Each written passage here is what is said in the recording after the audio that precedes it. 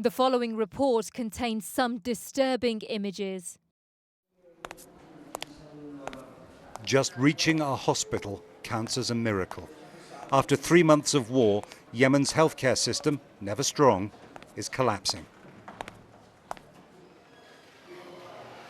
Sanaa's main Jumhuriyah hospital keeps going under severe strain.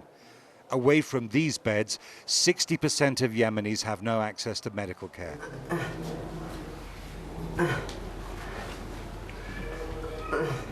When Ahmed Kara Ahmed, a migrant from Ethiopia, was caught in an airstrike, he was traveling through Yemen to try to cross into Saudi Arabia to work. The insides of his lungs were burnt as well as his skin.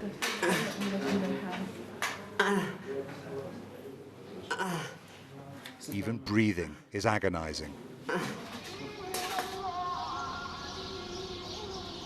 Sanaa was captured by Houthis, insurgents from North Yemen, last September.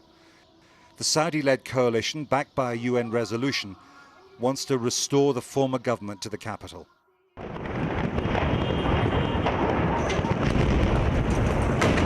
For the last 3 months, without invading, the richest Arab countries have been attacking Yemen, the poorest. But they haven't forced the Houthis to give up the territory and arms they've captured. Mohammed Ali al-Houthi is the de facto president. He denies Saudi accusations that the Houthis are in league with Iran, Saudi's biggest rival. The Houthis are part of a largely homegrown fight for power. But the Saudi intervention makes Yemen's war part of the Middle East's most significant confrontation between Saudi Arabia and Iran.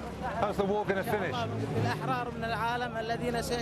All of the people from all the world will stand with the Yemeni people against this crisis. And you have a big role in supporting the Yemeni people through sending the message that the siege is a war of genocide against the people of Yemen. The economy has virtually collapsed. Sanaa is paralyzed, focusing on survival.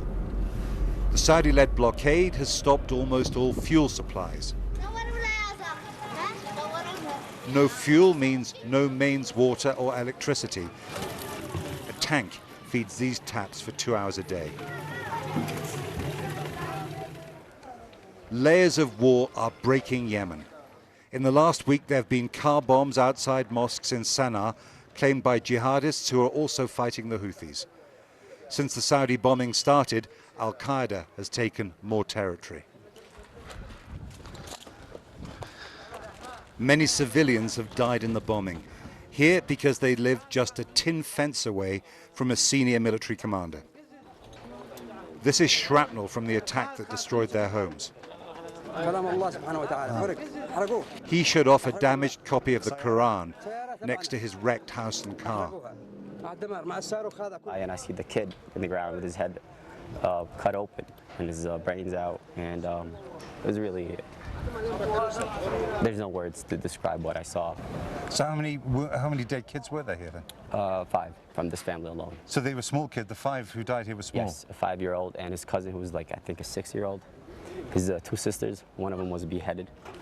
If they had some people that kind of sympathized with the Saudis, I mean, right now everybody just hates him. The Saudis say they have a clear political objective in this war: to restore the ousted president and to send a strong message to the Iranians that they can't meddle in Saudi Arabia's backyard. But the question is this the way to achieve that? At the Jumhuriyah hospital in Sanaa, the doctors say the Saudi blockade stops them getting all the drugs they need to treat people who've been burnt in airstrikes.